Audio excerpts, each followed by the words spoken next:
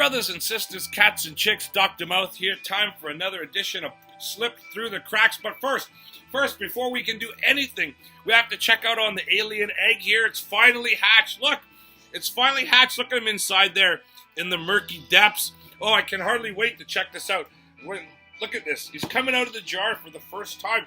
I don't know what happened to the egg. It looks like did he eat all the egg? Oh, he's kind of giving me a tough time here. There he comes. Here he comes. Oh, check it out. Woo, look at him. But, hey, wait a minute. Hello, alien baby. Hey, this isn't a real alien baby. This is some lump of wet rubber. Ah, look at, I don't even hear a heartbeat. Oh, man, this is a ripoff. I was expecting something that would, from another planet that I could love and live with and grow with, and it's nothing, man. It's a big chunk of blubbery, rubbery, bleh, sliminess. Kind of gross, actually. Oh, man, this is not good, man. I scream exploitation. I got burned on that alien baby. That's not an alien baby. That's a lump of bleh. Yeah, it's gross all over my hands now, too. Alien baby. I'm going to go after those guys. But I guess if we can take one thing away from Alien Baby, it is a good segue to what we're going to do. It's gross, this Alien Baby slime. It's a good segue to what we're going to do today because I'm going to talk about some exploitation records, actually, because I was thinking about this the other day, you know, the way that society is nowadays and the way people learn about new music and stuff like that.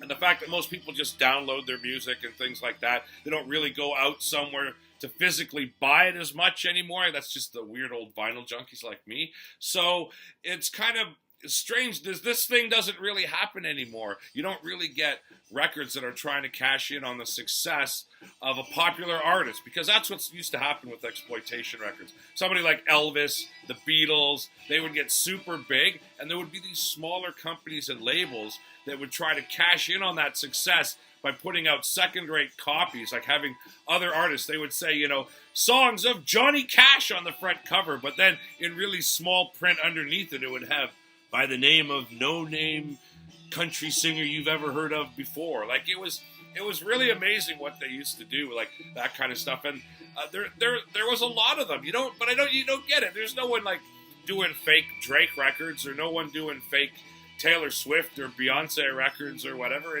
It's not something that you see anymore, because I think people are a lot smarter too. This was back in the early days of rock and roll and that, and when things were changing and people weren't really, understanding it. I think people were fooled a little bit more, to be blatantly honest with you. But I'm going to show you some cool examples. Of course, I mentioned the Beatles. There were tons of Beatle exploitation records. Here's one of them right here. This one is absolutely amazing. The guys that put this one out really had a lot of gall.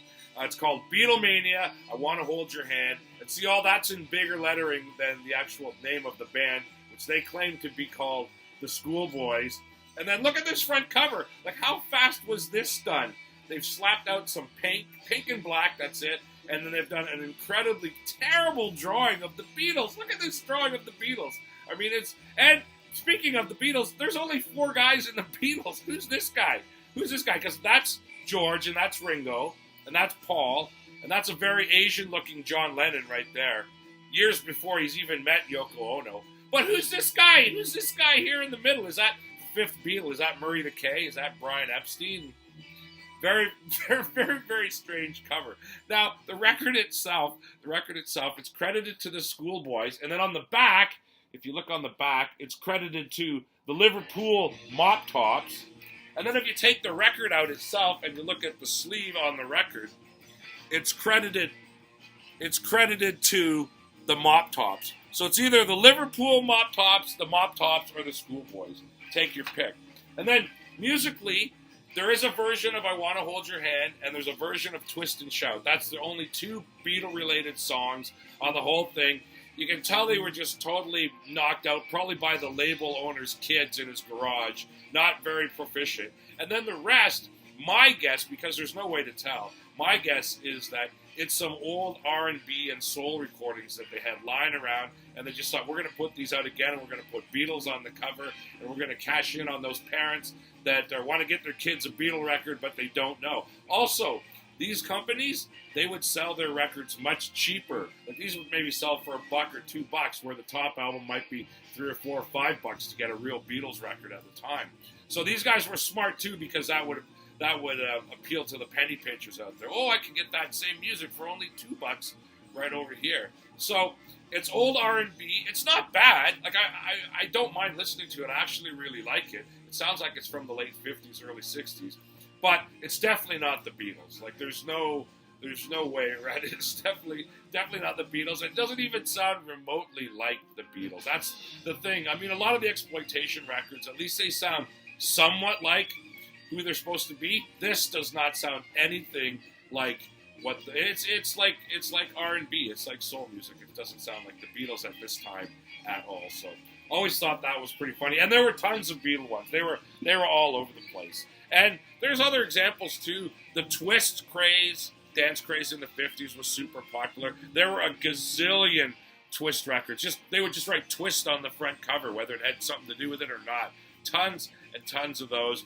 And then of course as different types of music come along, there was lots of cash-in ones, like I mentioned, for the Beatles, Elvis Presley, Johnny Cash, people like that. And as we get into the later 60s, we get even more with the psychedelic and with the hippie music and all whatever you want to call it, right? The changing of the times, and a lot of these small labels trying to cash in on that. And I got a few of these I'm going to show you. This one first here, it's on Custom Records. Custom. They were very much a smaller label that would just put out stuff to cash in on the trends. This one's called More Psychedelic Guitars. Now you can tell it's like we got to strike while the iron is hot, because we just got to get it out there. They didn't even bother to proofread it. Psychedelic only has one L. It's right there. The word had been around since the 50s, actually, and it's right there. So they don't even have it spelled right on the cover. And the other thing, too, I guess they felt there was a rush, and they didn't have to do a lot. This is actually a record by a completely different artist that was released several years before. They just changed all the titles of the songs and the title of the record. Now, the guy who did it, his name was Jerry Cole, and some of you out there who were into 60s music might have heard of him because he was one of the top session guys. He was part of the Wrecking Crew. He was actually in the Champs with Glenn Campbell. They both left the band at the same time. Both went into session work. Jerry Cole, he's on Mr. Tambourine Man. He's on These Boots Are Made for Walking by Nancy Sinatra.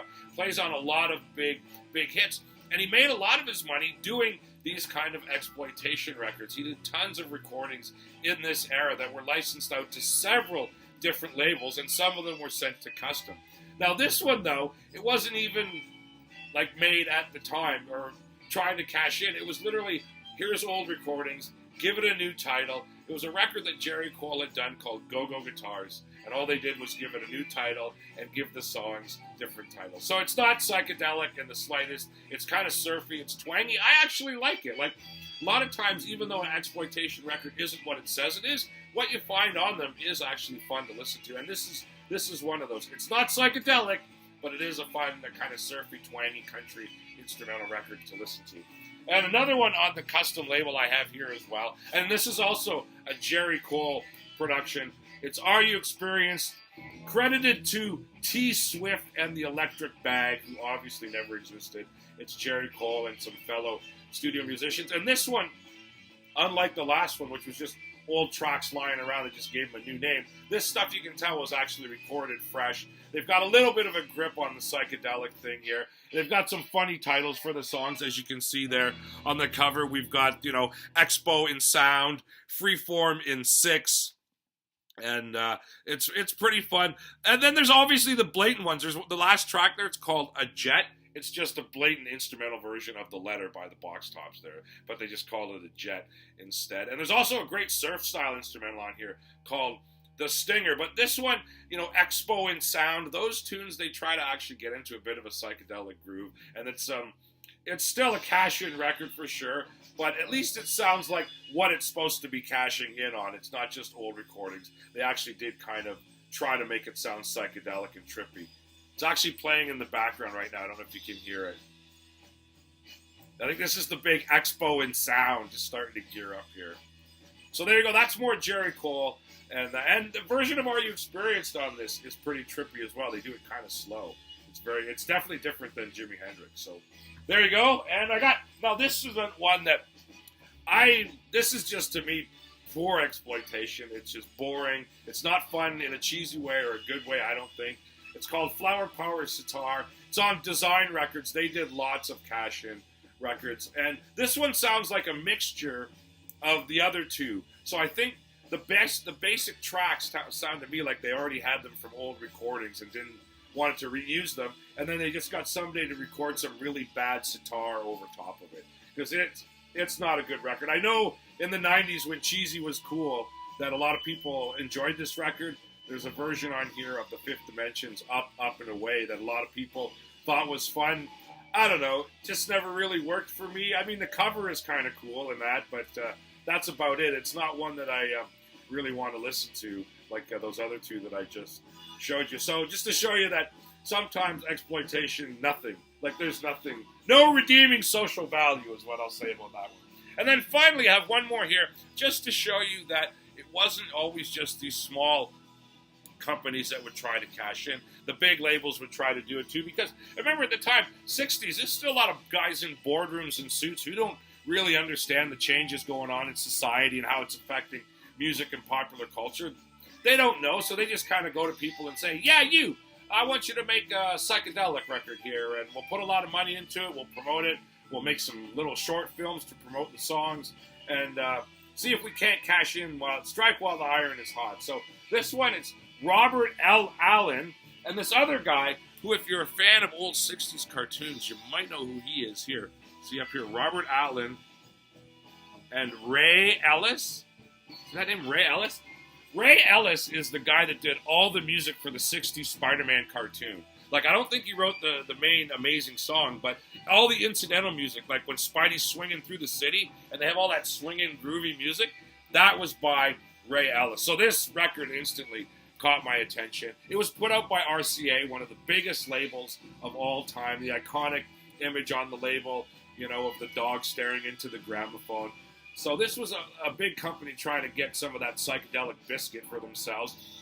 This one, because I think it had a better budget and a bigger company behind it, a little bit more thought went into it, it's actually not a bad record. It's a good example of what they call sunshine pop, kind of psychedelic pop music, in which it's definitely more poppy, not as hard-edged as some of the rock tunes, but still has trippy elements to it. And that's what this is like. Think bands like, The Left Bank, The Association, that kind of stuff. A lot of the tunes on this remind me of the Fifth Dimension. A little bit of Rotary Connection as well, with that kind of mixing of the soul and the pop and the trippiness together. On this one, I'm not sure why they took this approach. One side has vocals, one side is instrumental, and the instrumental side really is just, except for one track, it's just instrumental versions of the cuts on the other side that have vocals, but different arrangements, that's for sure. The best one is the track that leads off the instrumental side, Fantastic Voyage. It's a really good psychedelic instrumental, would fit in there with any kind of craziness from the whatever's considered to be the legit psychedelic bands, Jefferson Airplane, Jimi Hendrix, that kind of stuff there. It would fit in with a mix of those tunes, no problem. But yeah, a good fun record, I think. Nice production. It sounds really good. And if you like the more trippy, psychedelic, sunshine kind of pop music, I think this one would really go over with you. And come on, look at that cover. How much more psychedelic can you get, man? I mean, that is crazy. That crazy clown face with a kaleidoscope. Wow. Pretty crazy, ladies and gentlemen. So that's what we'll end off for this time. Thanks, everybody, for watching. Just some crazy records from the past when it's like, man, this trend is hot. We got to cash in right now. And these guys tried it. They did it. I don't know, like, again, and even though they're trying to make money, these records slip through the cracks because they're never around for long. They're just here to cash in quick, and then they disappear, only to be found in thrift stores and Goodwills decades down the road.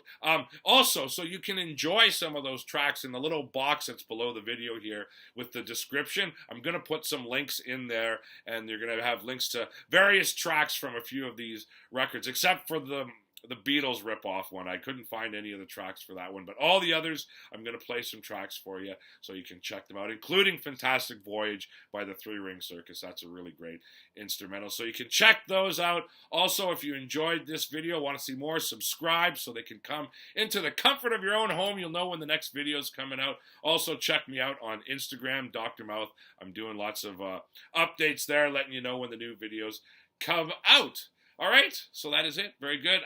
Alien Baby. Alien Baby, man. We got some work to do here with Alien Baby. But we shall do it. And I am Dr. Mouth, and I thank you